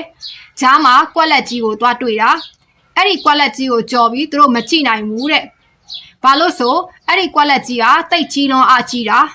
ဂက်ကကြီးလွန်အားကြီးတော့ဟိုဘက်ကိုကြော်ပြီးမကြည့်နိုင်တော့ဘူးအဲ့ဒီမှာလဲမိစ္ဆာအယူဝါဒဖြစ်သွားတာပဲပညာကပ်ပြီဆိုတာတဏှာအတွေးတွေဒိဋ္ဌိအတွေးတွေဟာတမာပတ်ပညာနဲ့ဆိုရင်အဲ့ဒီအတွေးလေးတွေရရှိစေနိုင်တယ်တဲ့တဏှာအတွေးဒိဋ္ဌိအတွေးကိုရရှိစေနိုင်တယ်ဝိပဿနာဉာဏ်နဲ့မှအဲ့ဒီအတွေးတွေကိုဖျောက်နိုင်တယ်တဲ့နော်အဲ့ဒီအတွေးတွေကိုဖျောက်ပြီးတော့တကယ်မူနီအစစ်ဆိုတာဟာဘလို့ဟာလဲလို့မြတ်စွာဘုရားကိုမေးတာမြတ်စွာဘုရားကမိန့်ကြားတယ်နိရာတတောသောနာသအာတတာနောတဏှာမရှိဘူးဆိုရင်မတောင့်တတော့ဘူးတဲ့တဏှာရှိလို့တောင့်တတာတဲ့တဏှာကင်းတဲ့ပုဂ္ဂိုလ်ဒီတောင့်တမှုမရှိတော့ဘူးဝိပဿနာဉာဏ်မဉဏ်ဖုံဉဏ်ရှိထားတဲ့ပညာရှိပုဂ္ဂိုလ်ဟာလည်းခုနကတမာပတ္တိဉာဏ်နဲ့မှားယွင်းတဲ့အတွေးတွေတဏှာတွေဒိဋ္ဌိတွေတွေကိုမတွေးတော့ဘူးတဲ့အဲ့ဒီလိုမတွေးပဲမှန်မှန်ကန်ကန်သိတယ်တကယ်မူနီဟာဘာကိုမှကြောင်းကြမှုမရှိတော့ပဲနဲ့ဘဝပေါ်မှာတက်မှတ်မှုကင်းသွားပါတယ်လို့မြတ်စွာဘုရားကယဟန္တာရဲ့ဘဝကိုရှင်းလင်းပြီးတော့ဟောကြားခဲ့တာ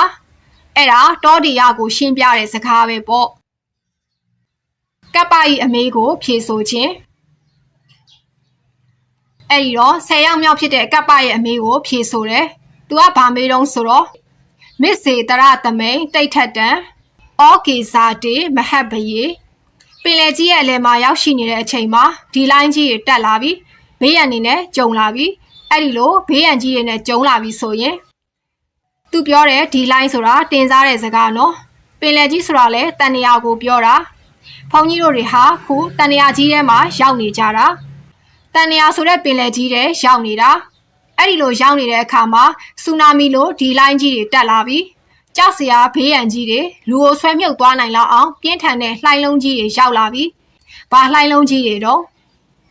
စရာမစ္စုပရိတာနံဒီပံပဗျူဟိမာရိတာအိုချင်းဆိုတဲ့လှိုင်းလုံးကြီးတေချင်းဆိုတဲ့လှိုင်းလုံးကြီးမရောက်ဘူးလားရောက်တာပေါ့လှိုင်းလုံးနေနဲ့မြုပ်ကုန်တာလေအဲ့ဒီခါမှာတဲ့အဲ့ဒီလှိုင်းလုံးအောင်မြုပ်မသွားနိုင်တဲ့ကျွန်းဆိုတာမျိုးလုံးလို့ရမလားတဲ့ပင်လယ်ထဲမှာလှိုင်းလုံးကြီးတွေမလွှမ်းမိုးနိုင်တဲ့တီယာမြေယာအခိုင်အမာကျွန်းကြီးကိုသူသိချင်ပါတယ်တဲ့ဆိုလိုတာကတန်တရာဆိုတဲ့ဘုံဘဝထဲမှာကြုံနေရတဲ့အခါမှာအိုချင်းနာချင်းလှိုင်းလုံးတွေနဲ့လွှမ်းမိုးလာပြီဆိုရင်အိုချင်းနာချင်းတွေထဲမှာမြုပ်မသွားအောင်အားကိုးစရာတရားရှားနိုင်ပါမလားလို့ဒီလိုပြောလိုက်တာပေါ့နော်အဲ့ဒီအားကိုးစရာကျွန်းကိုတပည့်တော်ကိုဟောစမ်းပါတဲ့တပည့်တော်ကိုထောက်ပြစမ်းပါတဲ့မြတ်စွာဘုရားကလည်းခဏခဏဟောတယ်လေအတ္တဒီပါဘိက္ခဝေဝိဟာရထအထတရဏအနိညတရဏဓမ္မဒီပါဓမ္မတရဏအနိညတရဏ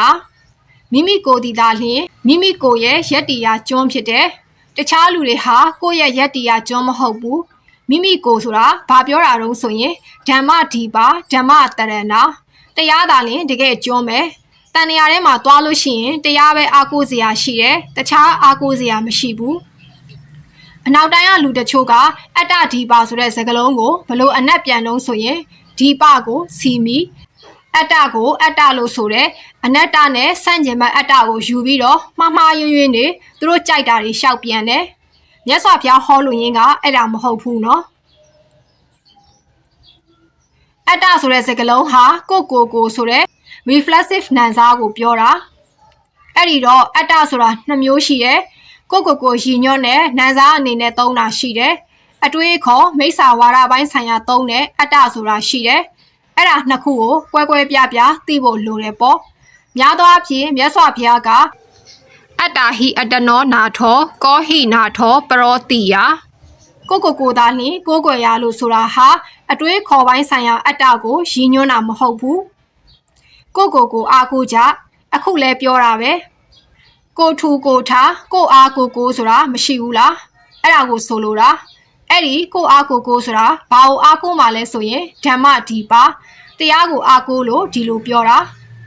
အဲ့ဒီတော့ဒီပဆိုတာလဲကျွန်းလို့ပြောတာဒီပဆိုတဲ့စကားလုံးကစီမီလို့လဲတချို့နေရာတွေမှာသုံးတာရှိတော့အဲ့ဒါနဲ့ရောင်မှားပြီးတော့အတ္တဒီပါအတ္တဒီဟုသောစီမီတဲ့ဒီလိုဘာသာပြန်ကြတာတွေလည်းရှိတယ်ပေါ့နော်အဲ့ဒီဘာသာပြန်မှုတွေကတော့မှန်ကန်မှုမရှိတဲ့ဘာသာပြန်မှုတွေပဲအဲ့ဒီမှာဒီပဆိုတာတန်နေရာထဲမှာရက်တီကိုတကယ်ခိုင်မာတဲ့ကျွန်းကြီးဘလို့တိဆောက်ရမလဲမေးတော့မြတ်စွာဘုရားဖြေတယ်အာကိဉ္စနံအနာဒါနံဧတံဒီပံအနာပရံအာကိုးစရာကျွန်းဆိုတာအာကိဉ္စနာတဲ့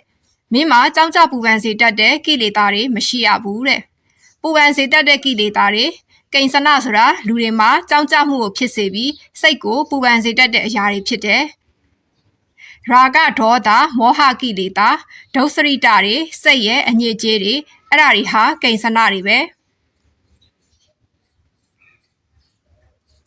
အဲ့ဒီကိဉ္စနဆိုတဲ့အကြောင်းကြားမှုဒုက္ခပေးတတ်တဲ့တရားတွေမရှိဘူးအနာဒါနာအာယုန်ဒီပေါ်မှာဆွဲပိုက်ထားတဲ့တဏှာဆိုတာမရှိဘူးဆိုရင်အဲ့ဒါဟာကျွန်းမယ်တဲ့မင်းအားကိုရမယ်ကျွန်းမယ်ဟုတ်တယ်ဘုန်းကြီးတွေတင်ငယ်စောနဲ့မျောနေတဲ့အချိန်မှာတခုခုကိုတွေ့ရင်အဲ့ဒီကိုရောက်သွားမှာပဲမတွေ့တော့ဘူးကိလေသာတွေငြိမ့်ပြီးရဟန္တာပုဂ္ဂိုလ်တွေကြတော့ဘဲမှမတွေ့တော့ဘူးမတွေ့တော့ဒီအတွက်ကြောင့်သူတို့ရဲ့ဘဝဟာလွတ်မြောက်သွားပြီလေပုထုဇဉ်တွေကြတော့တခုသွားတွေ့လိုက်တယ်တွေ့လိုက်သည့်အတွက်ကြောင့်သူဟာတွေ့တဲ့ဘုံရောက်သွားပြန်ရောအဲ့ဒါဒီပမဟုတ်ဘူးမျောပြန်တာပဲပေါ့ဇာတိစရာမရဏလို့ဆိုတဲ့တဏှာကြီးထဲမှာမျောသွားတာဒီပကလွတ်သွားတာဒီပမတွေ့ဘူးပေါ့ပင်လည်းမျောပါသွားတာပဲအာယုံပေါ်မှာတွေ့တာလိုက်တာနဲ့မျောပါသွားတယ်ကိလေသာတွေရှိတာနဲ့မျောပါသွားတယ်ရက်တီခွင့်မရှိနိုင်ဘူးတဲ့ယန္နာပုဂ္ဂိုလ်ကြတော့အာကိဉ္စနံအနာဒါနံကိလေသာတွေမရှိဘူးအာရဏဆိုတဲ့တိမ့်ပိုက်ထားတဲ့တဏှာမရှိတော့ဘူးအဲ့ဒါဟာကျွန်းမယ်တဲ့တခြားကျွန်းမရှိဘူးတဲ့နိဗ္ဗာနံဣတိနံဖြူမီဇရာမစ္စုပရိခယံအဲ့ဒီကျွန်းဆိုတာနိဗ္ဗာန်ကိုပဲပြောတာပါတဲ့နိဗ္ဗာန်ဆိုတဲ့ကျွန်းဟာအိုခြင်းနာခြင်းသေခြင်းတွေရဲ့အဆုံးသတ်ရာဖြစ်လို့အိုခြင်းနာခြင်းသေခြင်းဆိုတဲ့ဒီတဘာဝတရားတွေရဲ့လွှမ်းမိုးမှုကိုမခံရတဲ့နေရာဖြစ်တယ်မြတ်စွာဘုရားကဒီလိုရှင်းပြလိုက်တယ်ကပ္ပရဲ့ဒီပဆိုတဲ့အမေးနဲ့ပတ်သက်ပြီးတော့မြတ်စွာဘုရားကဒီလိုရှင်းပြတယ်အဲ့ဒီလိုရှင်းပြလိုက်တဲ့အခါမှာသူကိုယ်တိုင်ဟာလည်းပဲမြတ်စွာဘုရားဟောကြားထားတဲ့ဒီပဆိုတာကိုသဘောကျပြီးတော့နိဗ္ဗာန်ကိုရစေနိုင်တဲ့အကိဉ္စနဖြစ်အောင်ကိဉ္စနဆိုတဲ့ကိလေသာတွေကိုဖယ်ရှားဖို့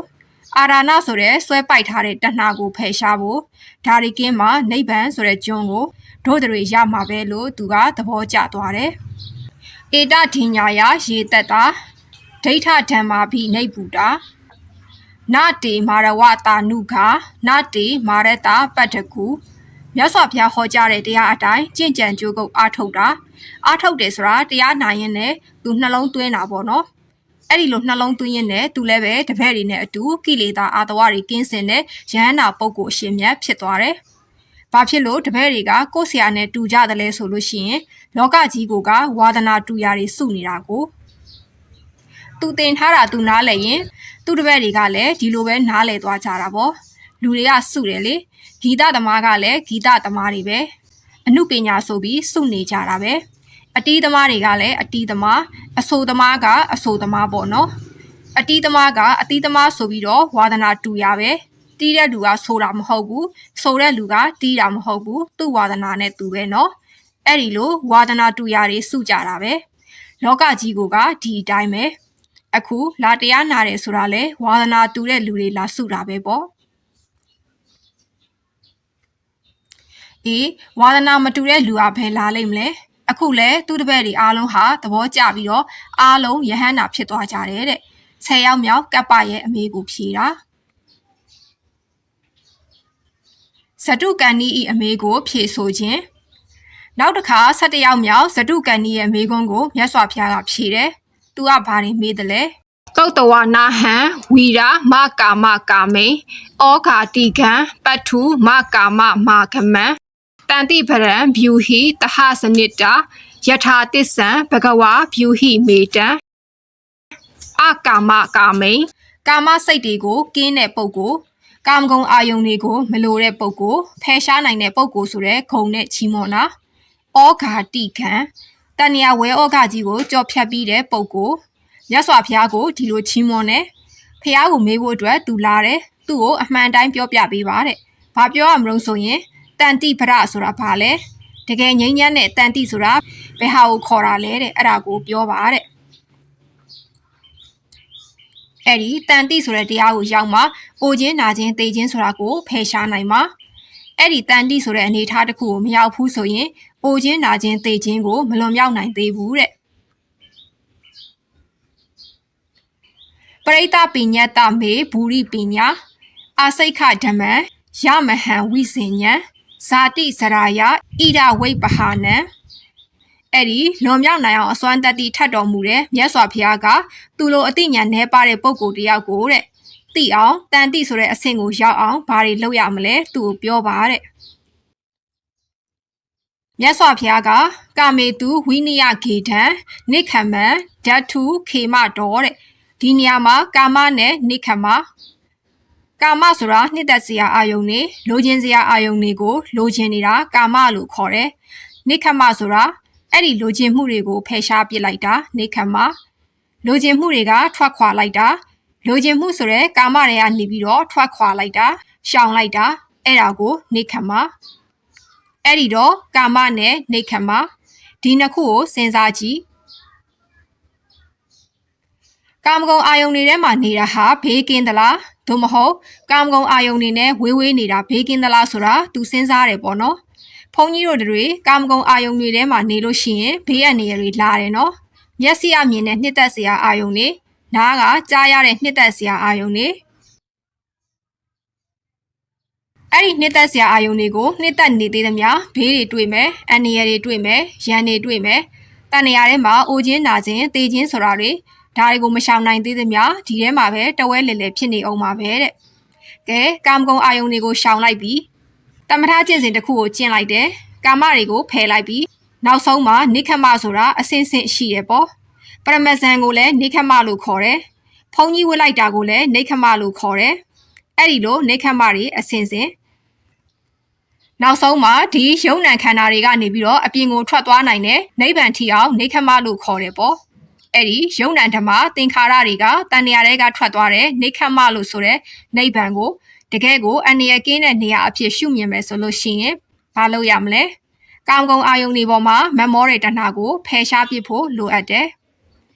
ဘုန်းကြီးတို့တွေဟာဘာနဲ့တဏှာထဲမှာပျော်နေကြတာတုံးဆိုမျက်စိကမြင်ရတဲ့အာယုန်နားကကြားရတဲ့အသံဒါတွေနဲ့ပြောနေတာပဲလေအဲ့ဒီထဲကထွက်မှမထွက်နိုင်တာအဲ့ဒီတော့ဒါတွေကထွက်ဖို့စူးစမ်းရမယ်လို့ဒီလိုပြောတာတာမန်စဉ်းစားကြည့်မယ်ဆိုရင်ဒါတွေနဲ့မနေရဘူးဆိုတာမျက်စိကမကြည့်ရဘူးပြောတာလားနှာခေါင်းကအနက်မရှူရဘူးနားကအတန်မကြားရဘူးလို့ပြောတာလားဆိုတော့ဒီလိုပြောတာမဟုတ်ဘူးမျက်စိကမြင်တဲ့အာယုံမှာတွေ့တာတဲ့လောဘမဖြစ်စေနဲ့မုန်းတီးတဲ့ဒေါသမဖြစ်စေနဲ့နားကကြားရတဲ့အတန်ပေါ်မှာတွေ့တာမှုမဖြစ်စေနဲ့မုန်းတီးမှုမဖြစ်စေနဲ့အမှန်တိုင်းမသိတဲ့မောဟမဖြစ်စေနဲ့ထို့အတူပဲနှာခေါင်းကရတဲ့အနံ့ရှားကရက်ရတဲ့အရာသာခန္ဓာကိုယ်ကထိတွေ့ရတဲ့အထီအတွေ့အဲ့ဓာတွေအပေါ်မှာတွေ့တာခြင်းဆိုတဲ့တဏှာမုန်းတီးခြင်းဆိုတဲ့ဒေါသတွေ့ဝေခြင်းဆိုတဲ့မောဟဒါတွေမဖြစ်စေရဘူးဒါကိုဖယ်ရှားခိုင်းတာရ ရူပယုံကိုဖယ်ရှားခိုင်းတာလည်းမဟုတ်ဘူးတတ္တာယုံခန္ဓာယုံရတ္တာယုံဖောထပ်ပါယုံဒါတွေကိုဖယ်ရှားခိုင်းတာလည်းမဟုတ်ဘူးကြည်စက္ခုတို့သောတာခန္ဓာဇိမ်ဝါကာယမျက်စိနာနာရှာကိုစိတ်ဆိုတာရဲ့အစင်းအတန်အနံ့အရတာအထီတွေစိတ်ထဲမှာသိရတဲ့အာယုံဆိုတာဟာပရိညေယ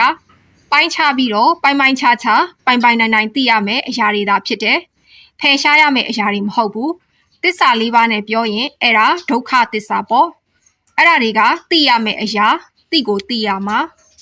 မျက်စိဆိုတာသိရမယ်မျက်စိကမြင်ရတဲ့အဆင်းအာယုံကိုသိရမယ်မြင်ပြီးတော့ဖြစ်ပေါ်လာတဲ့မြင်သိစိတ်ကိုသိရမယ်ထိတွေ့လာတဲ့ဖတ်တာကိုသိရမယ်ခံစားတဲ့ဝေဒနာကိုသိရမယ်ဖြစ်ပေါ်လာတဲ့တဏှာကိုသိရမယ်ဒါတွေကသိုံသိရမယ့်ဟာတွေပဲပေါ့နော်ပယ်ရမယ့်အရာမဟုတ်ဘူးပယ်ရမယ့်အရာကဘာတွေတုံးဆိုအဲ့ဒီအာယုံတွေပေါ်မှာတွားပြီးတော့တွေ့တာတဲ့တဏှာနဲ့မုန်းတီးတဲ့ဒေါသကိုပယ်ရမှာဒီလိုဆိုလိုတာနော်အဲ့ဒါကိုသာပယ်ခိုင်းတာတဲ့ဒါကြောင့်မြတ်စွာဘုရားကသူ့ကိုရှင်းပြတယ်ကာမေတုဝိနိယဂေထံကာမဂုဏ်အာယုန်ဒီပေါ်မှာတွေ့တာတဲ့တဏှာကိုဥတည်ပြီးတော့ပြောတဲ့စကား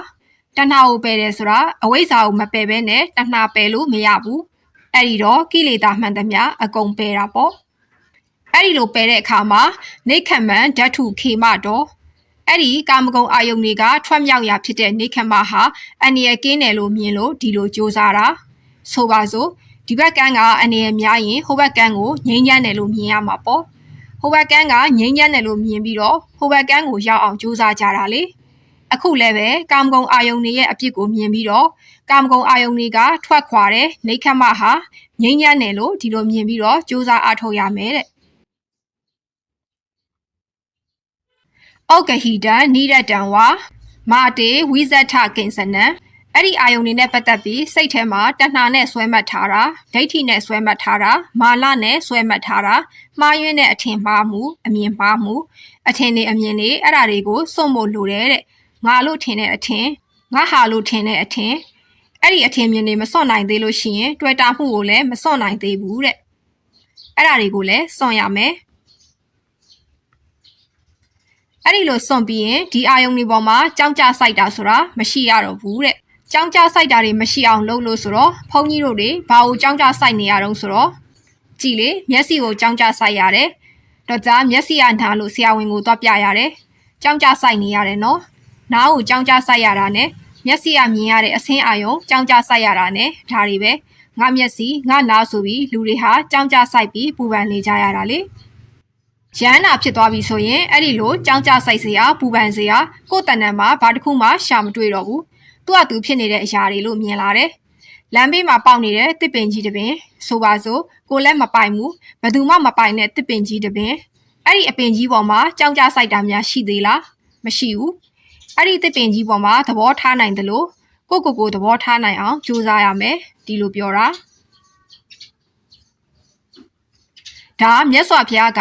နတုံမာကတုံမာဒီလိုပဲဟောထားတာနော်ရူပံဘိခဝေနတုံမာကံတံပဇဟထခြေတယဟန်တို့ယုတ်တရားဟာမင်းတို့ဟာမဟုတ်ဘူးတံပဇဟထသိမ့်ပိုက်မထားကြနဲ့လွတ်ထားလိုက်တဲ့တံဝောပဟိနံဟိတာယဒုက္ခယဘဝိတတိမင်းတို့လွတ်ထားလိုက်မယ်ဆိုရင်ချမ်းသာမှာပဲတဲ့လွတ်မထားလို့ဆုပ်ကင်ထားမယ်ဆိုရင်ဒုက္ခရောက်နေမှာတဲ့အဲ့ဒီတော့မှဥပမာပေးထားတယ်ဇေတဝန်ကျောင်းထဲမှာရှိတဲ့မြက်တွေမြက်ရိတ်သမားကလာရိတ်သွားတယ်အဲ့ဒီအချိန်မှာကိုယ်စိတ်ထဲမှာဘယ်လိုခံစားရလဲငါ့ကိုရိတ်သွားတယ်လို့ခံစားရလားမခံစားရဘူး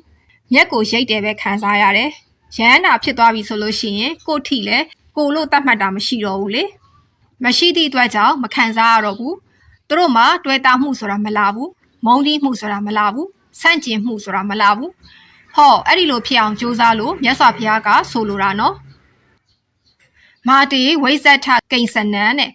အဲ့ဒီသဘာဝတရားတွေကိုယ်တဏ္ဍာမှာရှိတဲ့ရုပ်တရားနံတရားတွေနဲ့ပတ်သက်ပြီးကြောင်းကြမှုတွေမရှိစေနဲ့တဲ့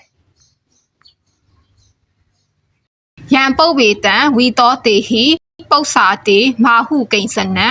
မစ္စေစေနောဂဟတတိဥပတံနောစရိတတိတဲ့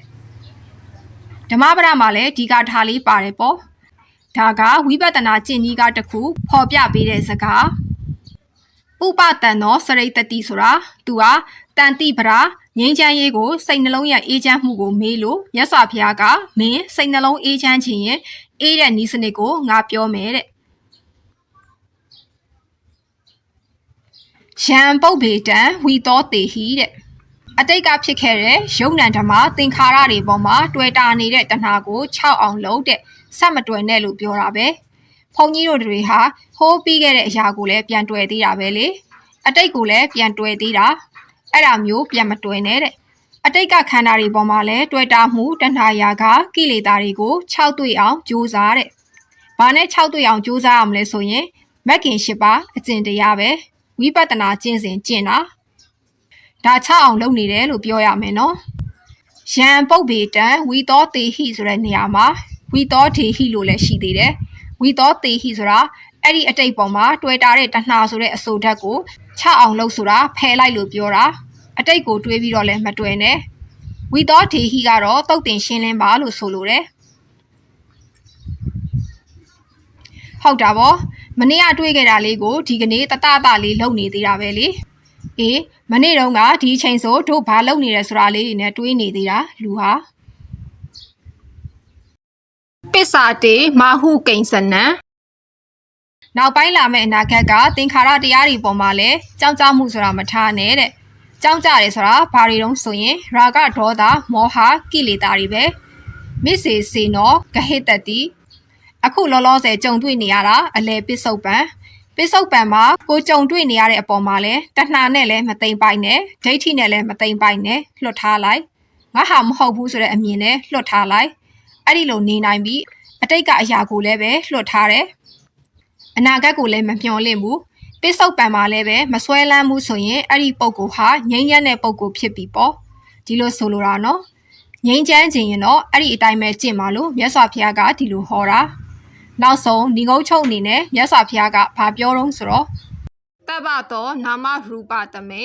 ဝိတခေထတဖြမနာအာတဝတ္တနာဝိဇန္တိယေဟိမစ္စုဝတ္တံဝစေလောကမှာလူတွေဟာထပ်တလဲလဲသိနေကြတာဘာကြောင့်သိနေကြတော့လို့တရားခံလိုက်ရှာလိုက်လို့ရှိရင်ကာမတဝဘဝတဝဒိဋ္ဌာတဝအဝိဇ္ဇာတဝဆိုတဲ့ဒီကိလေသာတွေမျက်စိကစီးဝင်လိုက်နားကစီးဝင်လိုက်နှာခေါင်းကစီးဝင်လိုက်နဲ့စီးဝင်နေတာမဟုတ်လားမြင်တဲ့အာယုံတွေပေါ်မှာလောဘဖြစ်လိုက်ဒေါသဖြစ်လိုက်စီးဝင်နေတာတွေပဲအဲ့ဒီစီးဝင်နေတဲ့အာတဝတွေမရှိဘူးဆိုရင်ဘရောမှသေမှာမဟုတ်တော့ဘူးတဲ့အဲ့ဒါတွေရှိနေသေးသမျှတော့သေမင်းရဲ့အလိုကြတို့တွေဖြစ်နေအောင်ပါပဲဒါကြောင့်နံတွေရုပ်တွေပေါ်မှာလုံးဝကိုတွေ့တာမှုတွေကင်းအောင်လုပ်ရမယ်ရုပ်နံတွေပေါ်မှာလုံးဝတွေ့တာမှုတွေကင်းသွားပြီဆိုရင်အာတဝတွေဟာစီးဝင်မလာတော့ဘူးအဲ့ဒီအာတဝတွေစီးဝင်မလာလို့ရှိရင်သေခြင်းတရားဆိုတာကိုယ်တဏ္ဍာမှာမဖြစ်တော့ဘူးတဲ့အဲ့ဒီလိုမြတ်စွာဘုရားကဇတုကံဒီကိုရှင်းလင်းဖြေကြားခဲ့ပါတယ်အားလုံး12ဦးရဲ့တရားတွေကိုအခုနားလို့ပြီးသွားပြီပေါ့အဲ့ဒီတော့ဘာဝရီပုံနာကြီးရဲ့တပည့်တွေဟာ16ယောက်ရှိတဲ့အထဲမှာနောက်ထပ်9ယောက်ကျန်သေးတယ်ပေါ့နော်အဲ့ဒီ9ယောက်ကဘာတွေကိုရှောက်တယ်ဆိုတာမနှက်ဖြန်ကကြတော့ဆက်ပြီးတော့ဟောမယ်ပေါ့တရားချစ်ခင်သူတော်စင်ပြိတ္တအပေါင်းတို့ယခုသူတို့ရှင်နဲ့မရှင်းတဲ့တန်တရားစကားတွေကိုမြတ်စွာဘုရားထံရှောက်ကြားလို့မြတ်စွာဘုရားကရှင်းလင်းဟောပြတဲ့အခါမှာရင်တွင်တန်တရားတွေကင်းစင်လို့အမြင်မှန်တွေရပြီးကိလေသာအာတဝေါတွေကိုဖယ်ခွာနိုင်တဲ့ယဟန္တာပုဂ္ဂိုလ်တွေဖြစ်သွားကြပါတဲ့ဘုန်းကြီးတို့တွေဟာလည်းတနေ့တစ်ချိန်ကြာလို့ရှိရင်ရင်တွင်တန်တရားတွေကင်းပြီးတော့ကိလေသာအာတဝတွေရှင်းတဲ့ယဟန္တာပုဂ္ဂိုလ်ဖြစ်ကြရအောင်ကိုစီကိုငါစ조사အားထုတ်နိုင်ကြပါစေကုန်သတည်း